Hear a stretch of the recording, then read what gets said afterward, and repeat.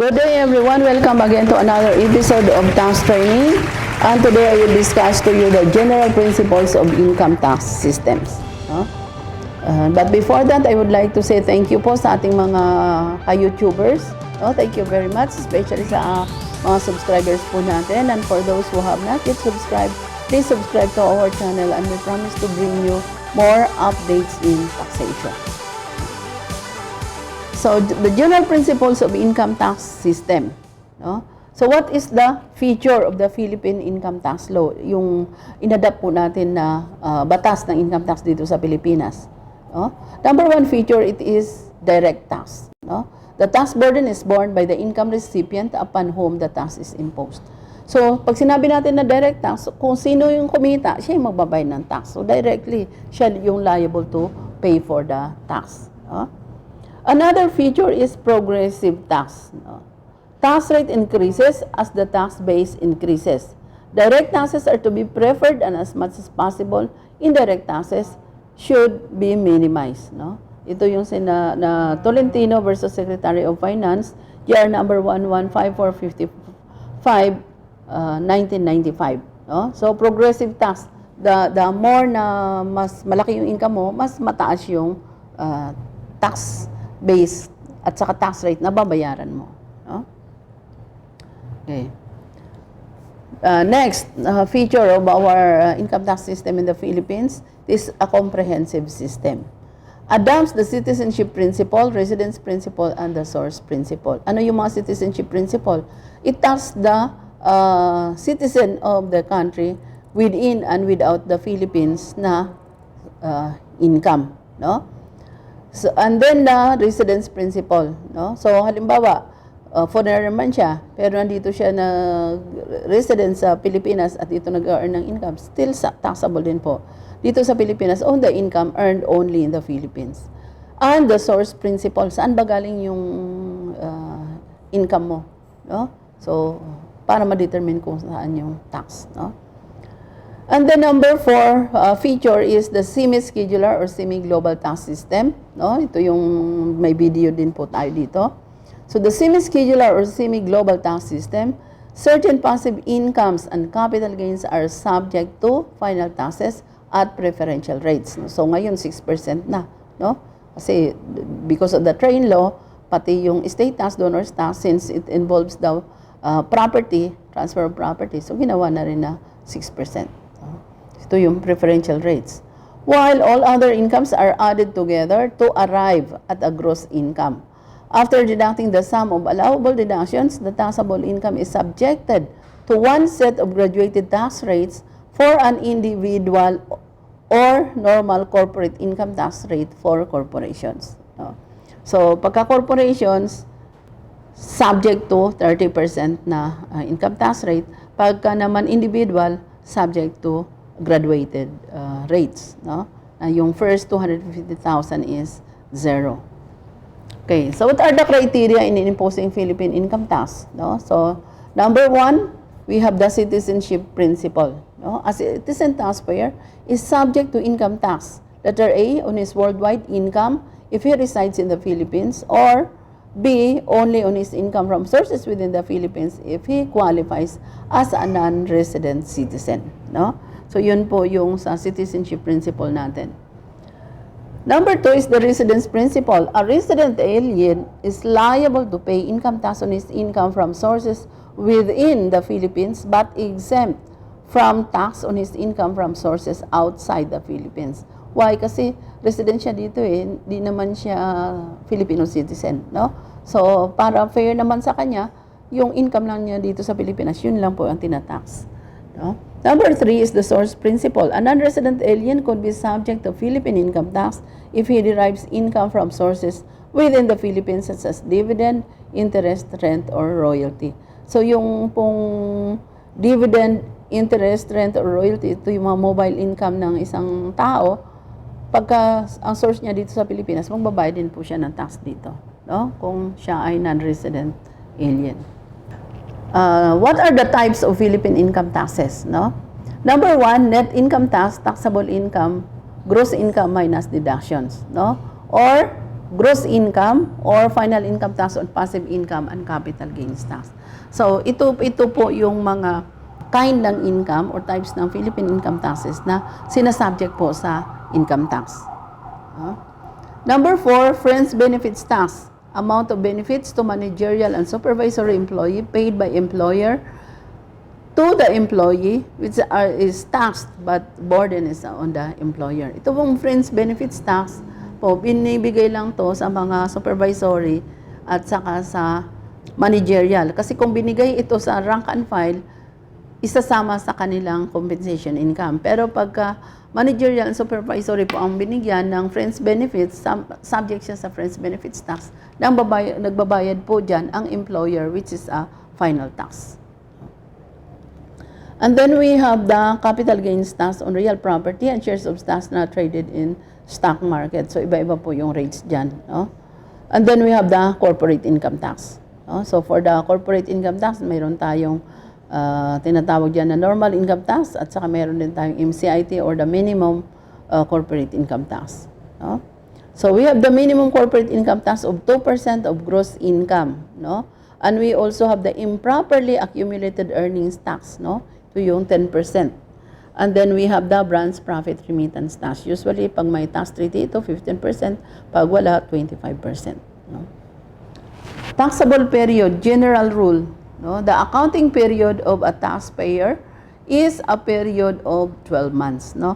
Kasi ang taxable period po natin is 12 months. So, depende na yan kung calendar year, accounting period from January 1 to December 31, which is allowed if the taxpayer is partnership. No? So, pagka individual, calendar year lang po siya. No? Hindi siya pwede ng fiscal year. No? And the taxpayer is a partnership.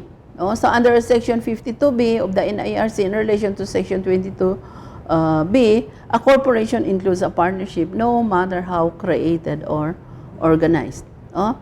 So, accounting period is other than a fiscal year. So, if taxpayer has no accounting period, ang default dito is calendar year. No? And then the taxpayer, halimbawa, does not keep books, and then taxpayer is an estate or trust. So, ang gagamitin niya, calendar year. Fiscal year naman, ito yung accounting period of 12 months ending on the last day of any month other than December, which is allowed only for corporations. So, sino lang pwedeng gumamit ng fiscal year? Only the corporations. Short period. A taxpayer may have taxable period of less than 12 months when the taxpayer dies. So, hindi niya natapos yung 12-month period. And then, the corporation is newly organized. So, nag-umpisa siya halimbawa ng kalagitnaan ng kanyang fiscal year. So, short period po siya. Corporation changes its accounting period. Nag-change siya from calendar year to fiscal year. So, nagkaroon siya ng short period na return.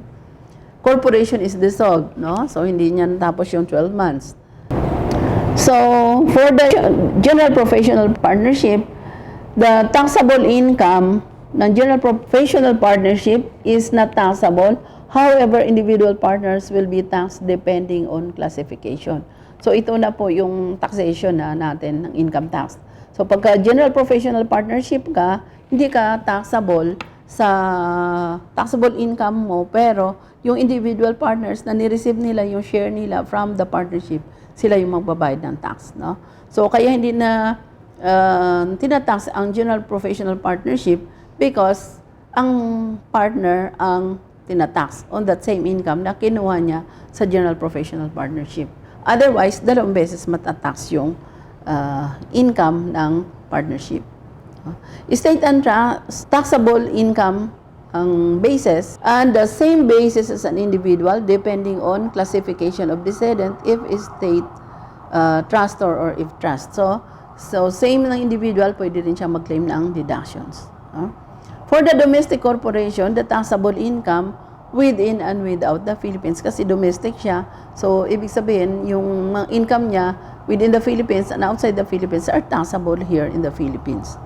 No? Resident foreign corporation, the taxable income within the Philippines lang kasi foreign siya. No? So, yung income lang na earn niya dito sa Pilipinas, yan lang po yung taxable. Non-resident foreign corporation, is tax on gross income and on income only within the Philippines. No? For the resident citizen, the taxable income within and without the Philippines. No? Ito yung mga nakasuhan na because some of their income from abroad hindi na report dito sa Pilipinas. Non-resident citizen, taxable income only within the Philippines. No? Resident alien, the taxable income within the Philippines only. So non-resident alien engaged in trade or business and more than 180 days, no? Phoenix po ito ng mga treaties natin, 183 days. The taxable income is within the Philippines only, no? So non-resident alien not engaged in trade or business less than 180 days, the taxable income is also within the Philippines, no? So how do we tax the individual taxpayers? For the citizens, the resident citizen or citizen of the Philippines residing their own is taxable on all income derived from sources and within and without the Philippines. So lahat po ng income niya, whether galing po sa ibang bansa or dito sa Pilipinas, is taxable. No? So non-resident citizen, citizen of the Philippines who is taxable only on his income from sources within the Philippines if he established the fact of his physical presence abroad with a definite intention to reside therein. So, yung kanyang income dito lang sa Pilipinas ang magiging taxable. Kasi non-resident siya, hindi na siya nakatira dito sa Pilipinas. Leaves the Philippines during the taxable year to reside abroad as immigrant or for employment on a permanent basis. No? So, works and derives income from abroad and whose employment requires him to be physically present abroad most of the time. So, not less than 183 days during the taxable period. So, ito yung non-resident citizen. No? Filipino sila, pero nakatira sila sa ibang bansa. No? Was previously considered as non-resident citizen and arrives in the Philippines at any time during the taxable year to reside permanently in the Philippines. So, previously sila non-resident, pero dumating na dito sa Pilipinas para dito na sila manirahan ulit. No?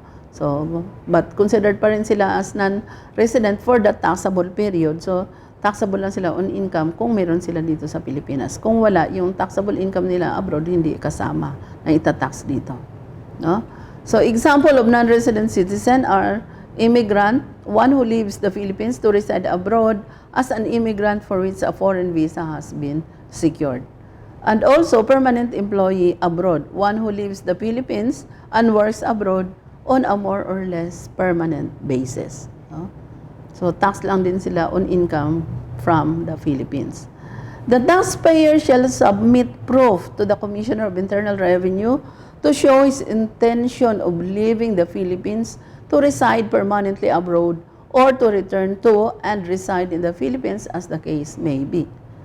Non-resident citizens who are exempt from tax with respect to income derived from sources outside the Philippines shall no longer be required to file information returns from sources outside the Philippines beginning 2001.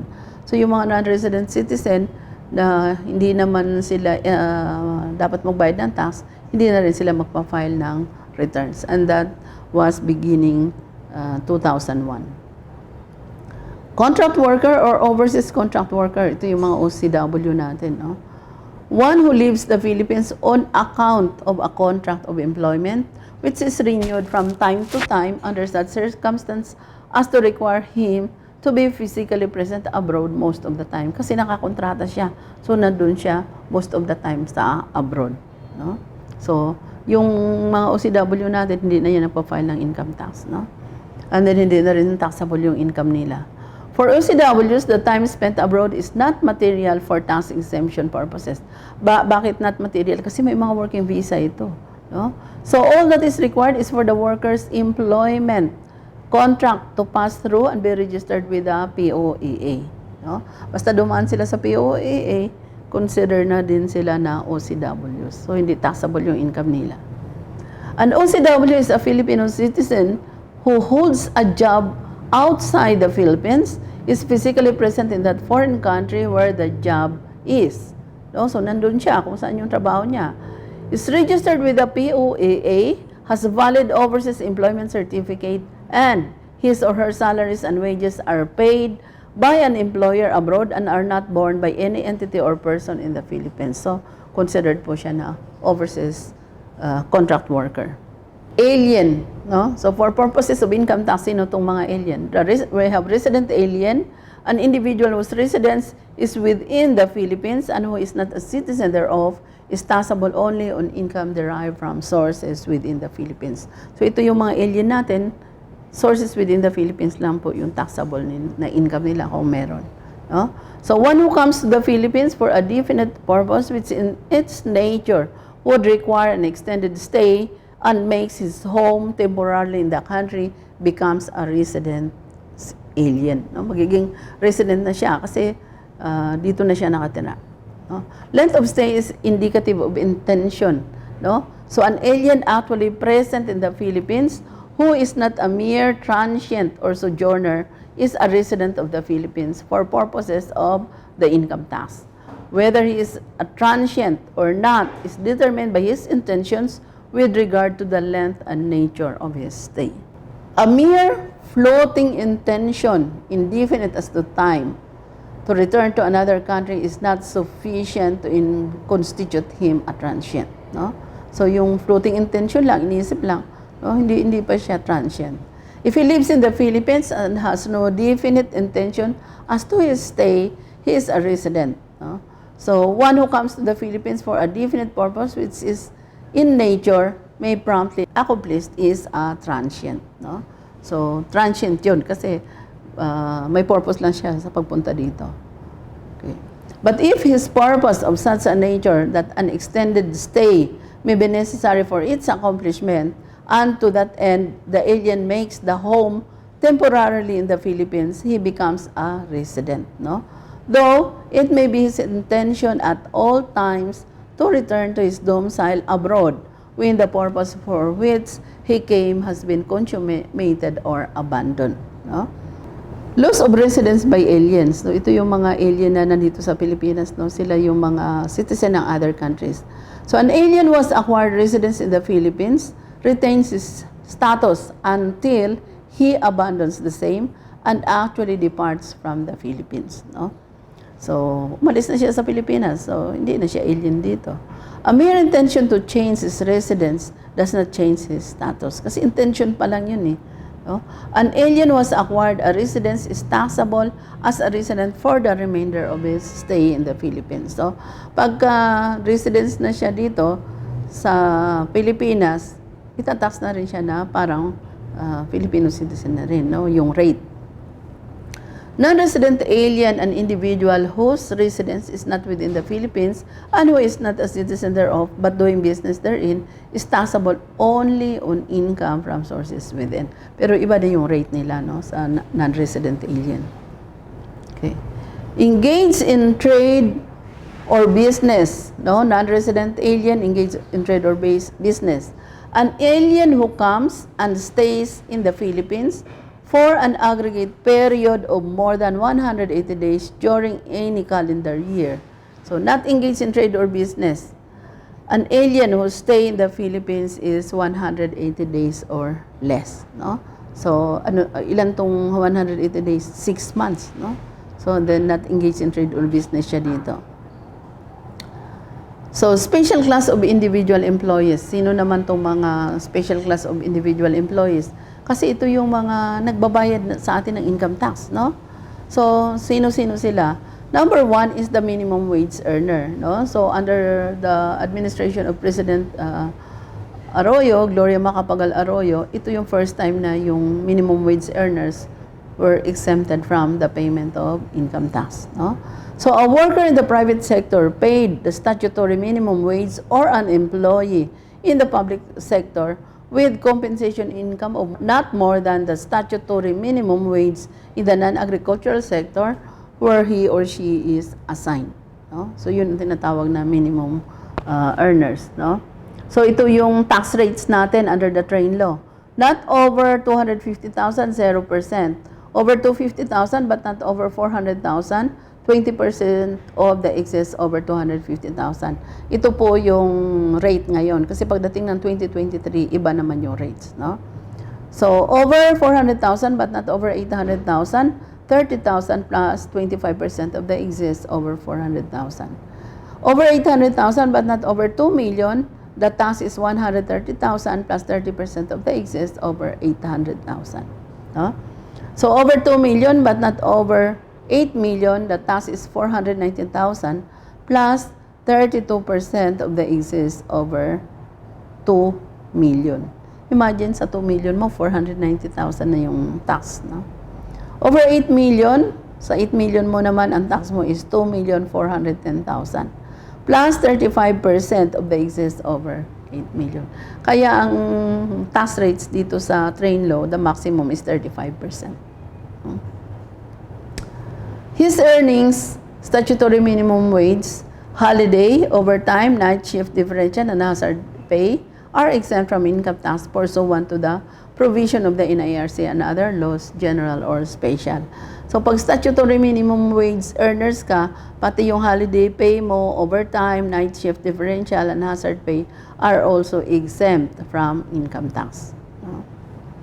Aliens employed by regional or area headquarters and regional operating headquarters of multinational companies in the Philippines. No? The preferential tax rate of 15% is no longer applicable. Why? Because na-veto po yan ni President Duterte. No? Without prejudice to preferential rates under existing tax treaties. Pero yung provision sa tax treaties, sinusunod pa rin. No? Pero yung sa train law na preferential rate of 15%, na-veto na po yun. No? Pero yung sa tax treaties na rates doon, pag nag-apply sila ng tax treaties, then pwede pa rin nilang ma-avail yung lower rates. Why? Kasi yung mga tax treaties na Philippines is a signatory to the tax treaty, kailangan i-respect mo yun. No? Kasi yun yung sinasabi ng Pacta Sunt Servanda na kailangan pag nag-commit ka doon sa laws na yun, kailangan i-enforce mo. No? So, preferential tax rate po. Aliens employed by offshore banking units. No? His gross income is no longer subject to the preferential tax rate of 15% without prejudice to preferential rates under existing tax treaties. No? So, kasi ito yung mga aliens na employed are also taxed like the employee na Pilipinas. No? Tax schedule effective January 1, 2023 and onwards kasi yung kanina 2018 to yun hanggang 2022. Pagdating ng 2023, these are the new tax rates. No? Not over 250,000 is 0%, over 250 but not over 400, 15%, no? Of the excess over 250,000. Over 400,000 but not over 800,000 is 22,500 plus 20% of the excess over 400,000. Medyo bumaba po siya. Over 800,000 but not over 2,102,500 plus 25% of the excess over 800,000. Over 2 million but not over 8,402,000 plus 30% of the excess over 2 million.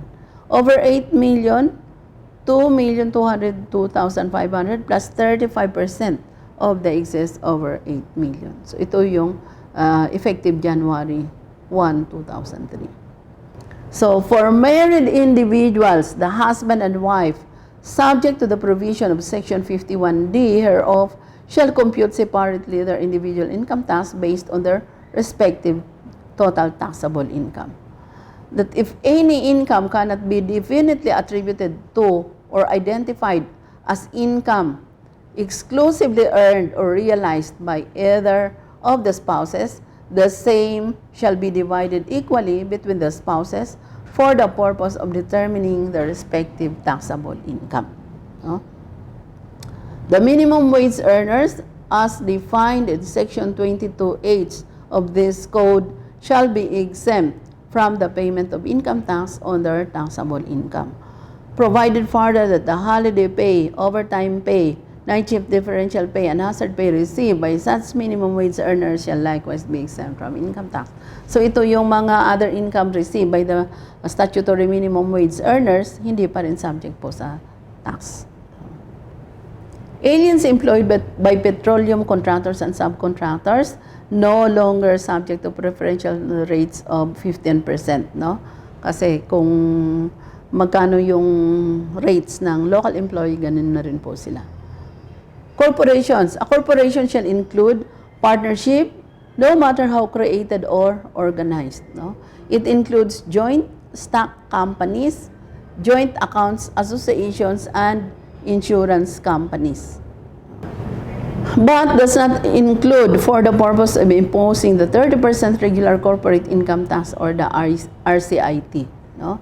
So, general professional partnership and joint venture or consortium formed for the purpose of undertaking construction projects or engaging in petroleum, coal, geothermal, and other energy operations pursuant to an operating or consortium agreement under a service contract with the government. No?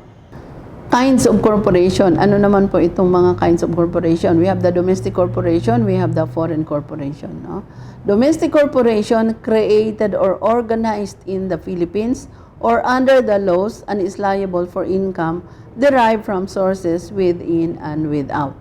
No? So for the foreign corporation naman, organized and existing under the laws of a foreign country, no? Which includes resident foreign corporation engaged in trade or business within the Philippines and is liable from sources within. Ito yung resident foreign corporations. Sila yung registered sa ibang bansa pero may license to do business sila dito sa Pilipinas. Oh, so there is no specific criterion as to what constitutes doing or engaging in or transacting business. Its case must be judged in the light of its peculiar circumstances. Oh?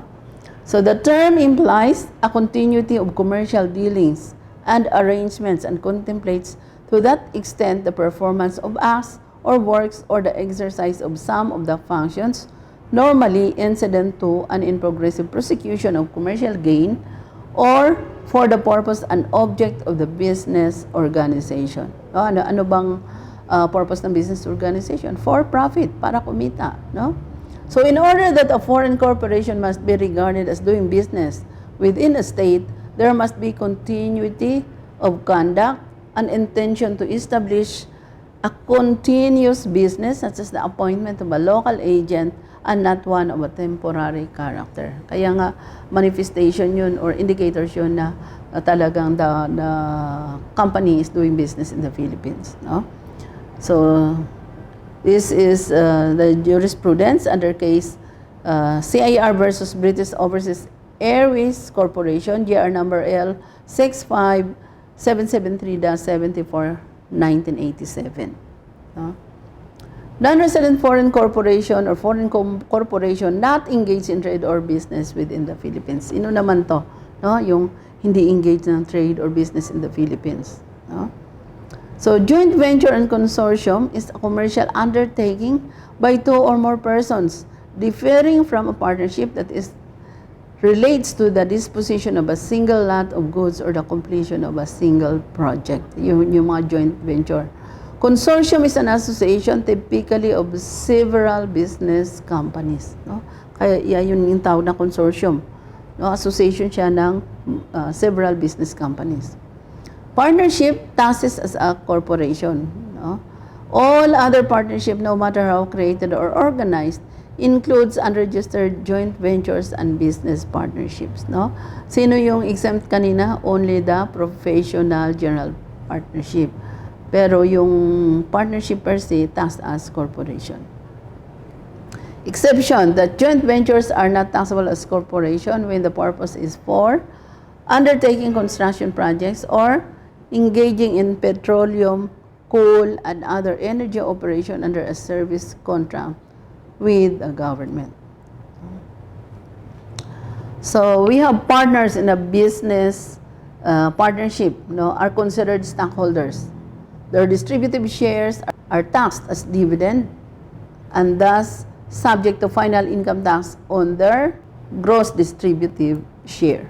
No?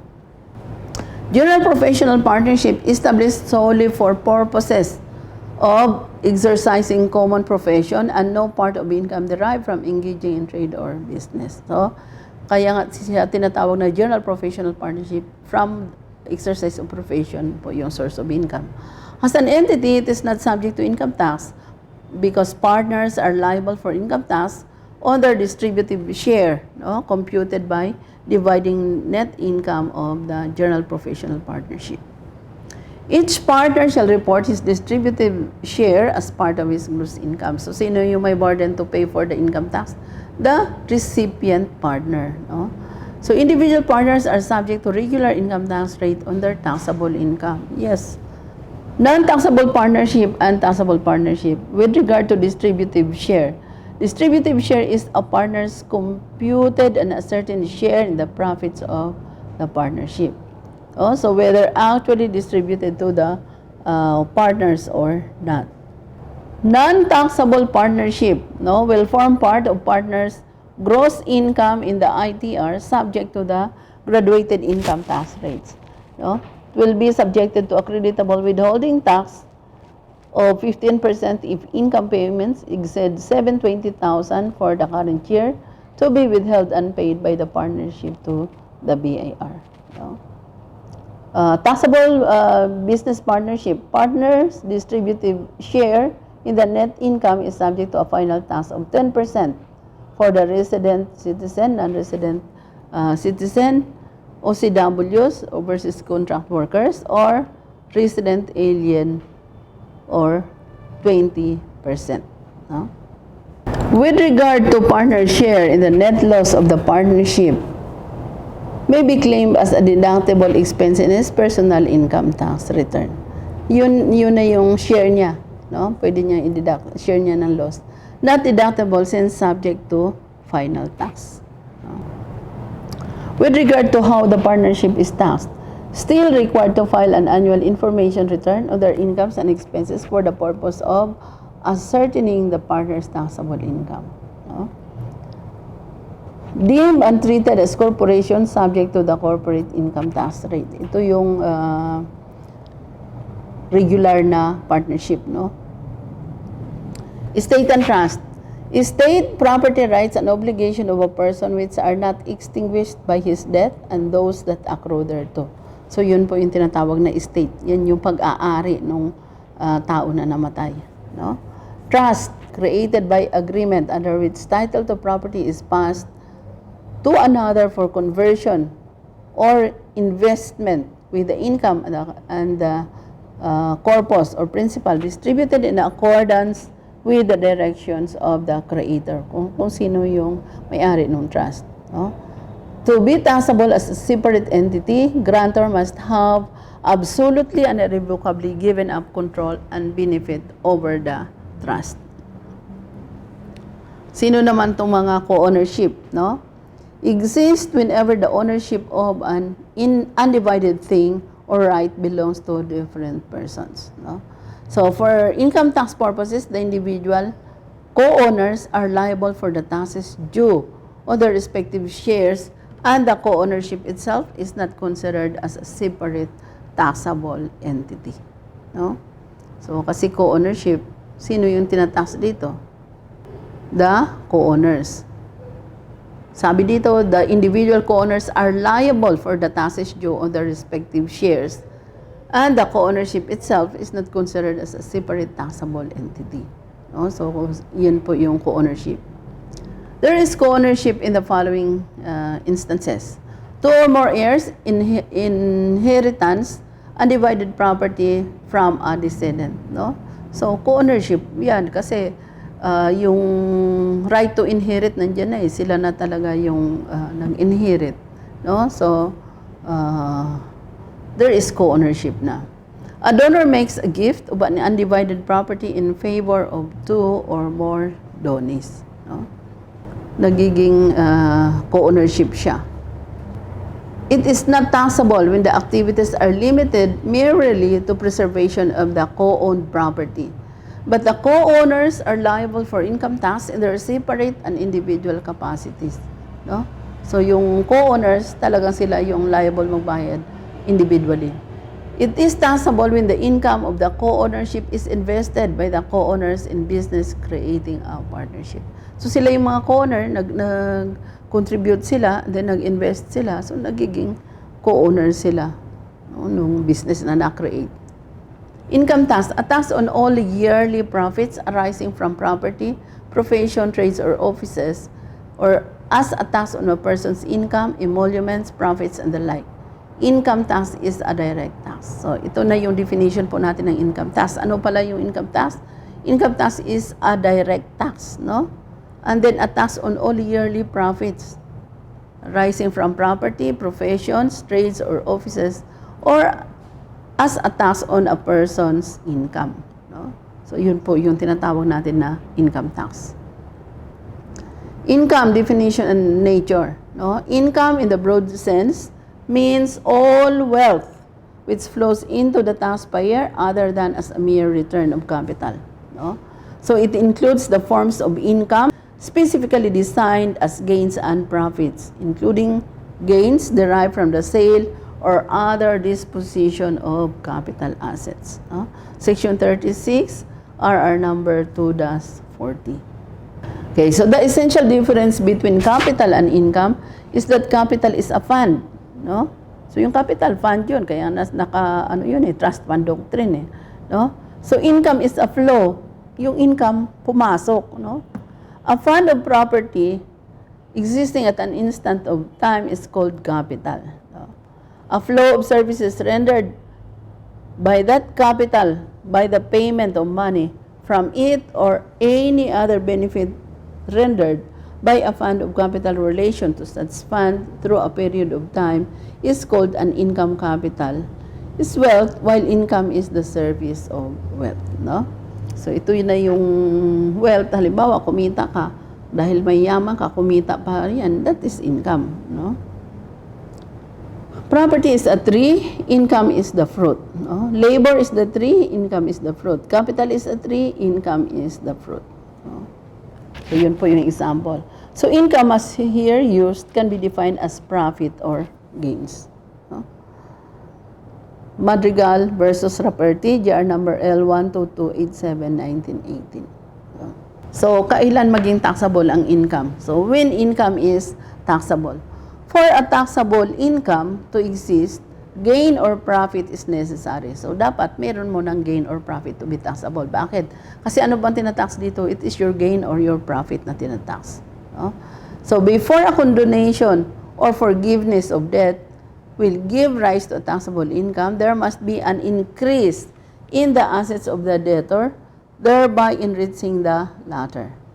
The condonation of debt will not be subject to income tax if it does not result in the reduction of the taxable income of the debtor or the debtor is in a capital deficit position after the condonation.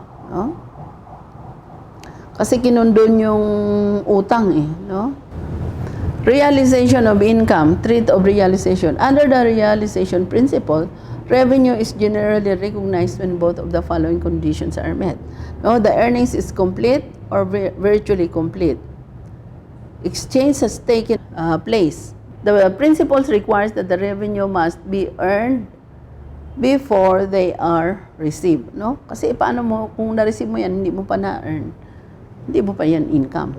No? So, amounts received in advance are not treated as revenue of the period in which they are received, but as revenue of the future period or periods in which they are earned. These amounts are carried as an earned revenue, that is, liabilities to transfer goods or render services in the future until the earning process is complete.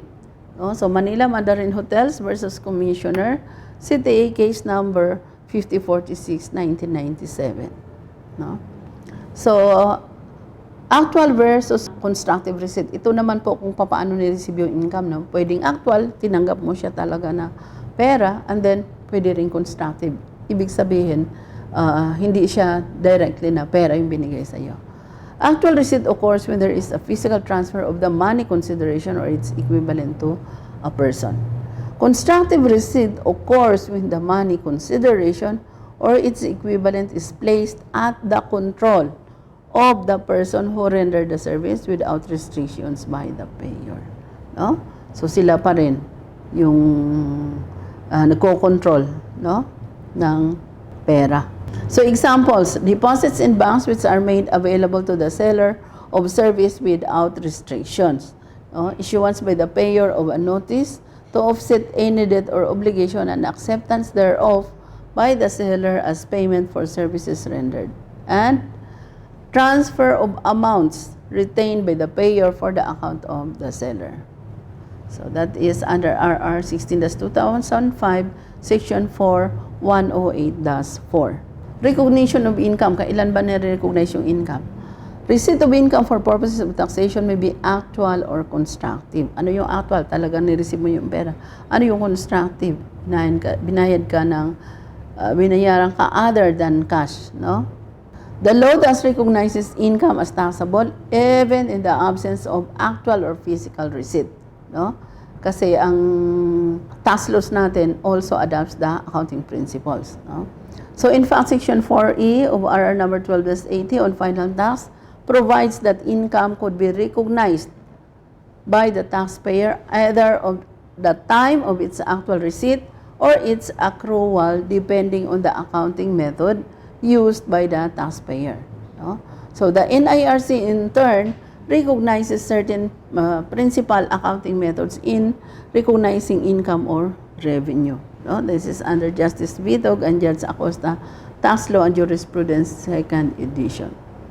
Okay, so let's now go to the cash method of accounting versus the accrual method of accounting. Ano ba itong sinasabi nila na cash method at saka ano itong sinasabi na accrual method? No? So the accrual method relies upon the taxpayer's right to receive amounts or its obligation to pay them.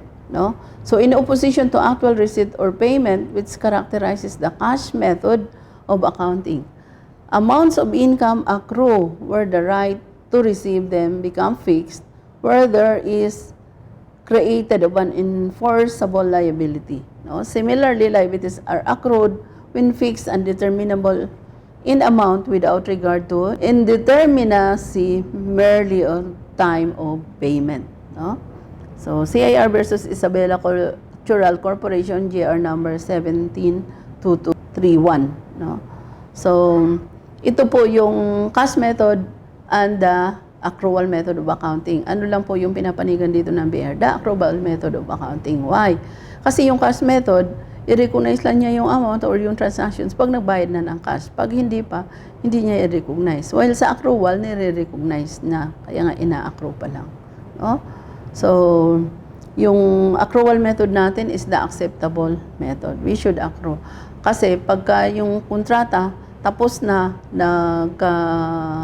consummated na, then, nandoon na rin yung, kung ano man yung provision doon sa kontrata, as to sa bayaran, o as to the schedule of payment, then, yun na rin po yung sundin ng ating batas when it comes to the payment of taxes. Mag-a-accrue na po tayo in the payment of taxes. No? So, this is all for today, and I hope I have enlightened you on the general principles of the income taxation in the Philippines. For those who have not subscribed to us, please subscribe to our channel, and we promise to bring you more updates in taxation.